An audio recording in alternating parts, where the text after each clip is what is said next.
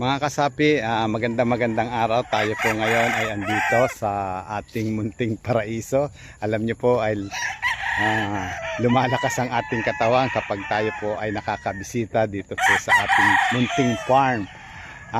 Mga kasapi, gusto ko po sa inyo ipakilala yung aking mga Paul Spark Gray na mga palahi. Ayan po yung ating mga 5 to 6 months old na mga Paul Spark Gray. Ayan, nagbibinata na. Ang ganda ng tignan. Meron din po ako mga kasapi na ginagamit ngayon. Yung tatay niyan at saka yung kapatid ng mga tatay niyan ay siya ngayong ginagamit ko sa breeding. Andito pa yung isang kapatid niyan. Binata na rin. Ayan. Medyo ano siya, ito yung original na color nila. Ayan mga kasapi. Ang ganda, pwede na. Kaso hindi ko pa ito nabibitaw at masyadong bata pa. Siguro mga 1 month pa. Ayan mga kasapi. Tapos ito pa. Ito yung sinubukan ko noong nakaraan, noong subok lang kung maganda. Ito yung mga late born na nung last year. Ayan. Kaso hindi na siya mga batang masyado po. 5 to 6 months lang yan ngayon. Pinahabol ko lang yan last year para magkaroon ako. Ito. Ayan yung ating gray. Tingnan yung mukha niya.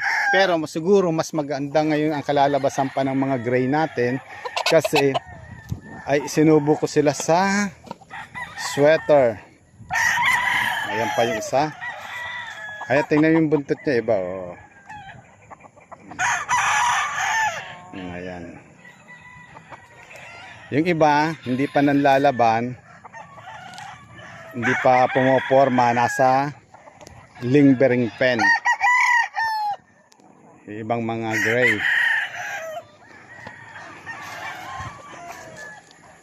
Ngayon pa yung isa. Ngayon pa. Ayan mga kasapi, ang ating mga gray. Puntahan natin mga kasapi yung broodcock. Baba tayo dito mga kasapis ha.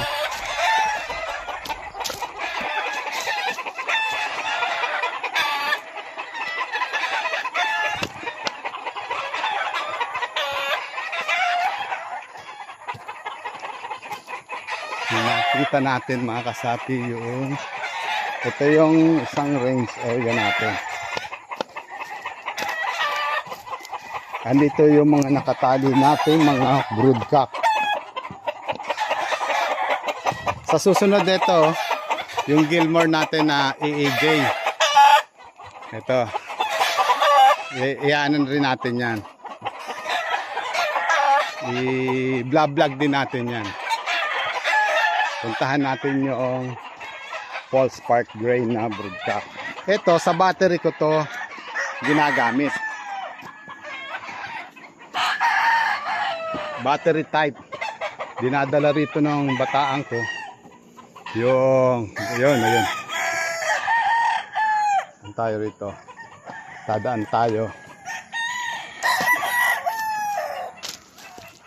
Yes. Nadaan tayo dito. Ito yung magkapatid. Tingnan nyo. Matikas masyado ang katawan nito. Tingnan nyo. Medyo madumi lang kasi nga po ang lupa namin. Ayan ganyan. Kulay pula. Ito tingnan nyo.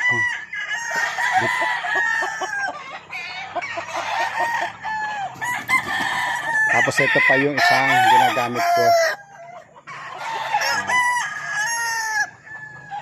Ayan, kasapi. Ito, ang asawa nito ay 5K na 3 piraso. Ito ang pinupuruhan ko. Binibigyan ko ng purong gray. Ito yan. At eto naman ang golden boy ang asawa. Mga winner yan. Magkakapatid na yan, tatlo. Yan. Sila mo. Winner silang tatlo. Puro impressive po ang pagkapanalo nila.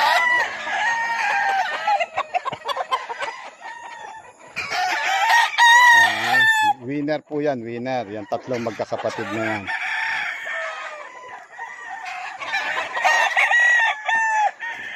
Tingnan mo ang mukha. Kasi to sira na ang pakpak.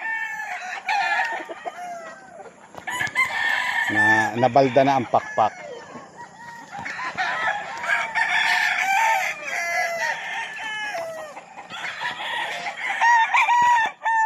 Meron pa ako doon na dalawa sa flock mating.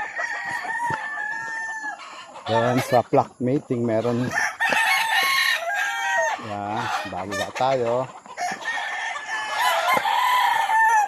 Ito gagamitin ko naman itong tornado ko sa late born.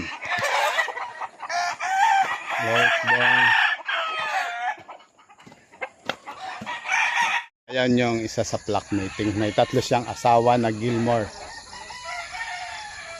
Ayan. Ito yung isang kapatid nila.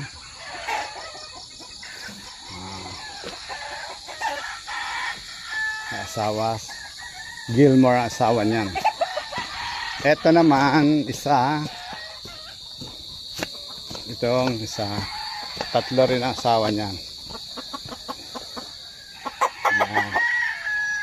Sinasawa ko naman sa round head. Ayan ang mga white legs na babae. Round head. Ayan. At sana maganda ang kalabasan ngayong darating na panahon. At nang maganda po ang maging score. Masaya po mag-breeding. Masaya mag-breeding. Tulad ngayon kahit mag 5 o'clock na ng hapon pero nandito pa rin tayo sa farm dahil nakakalibang. Okay. Kung makikita nyo, nandito yung mga stag, early bird. Pakita ko sa inyo yung early bird na Paul's Park. Ayan o. Ayan.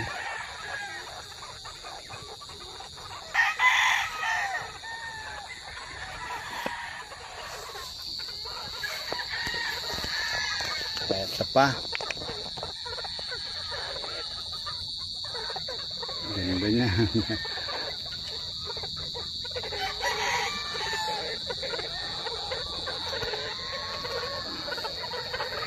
Ito.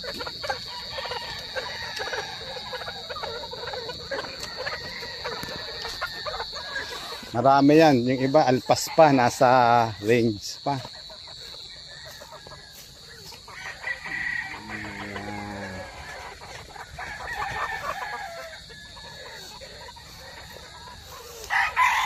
Tingnan nyo mga kasapi. Ang daming mga gray.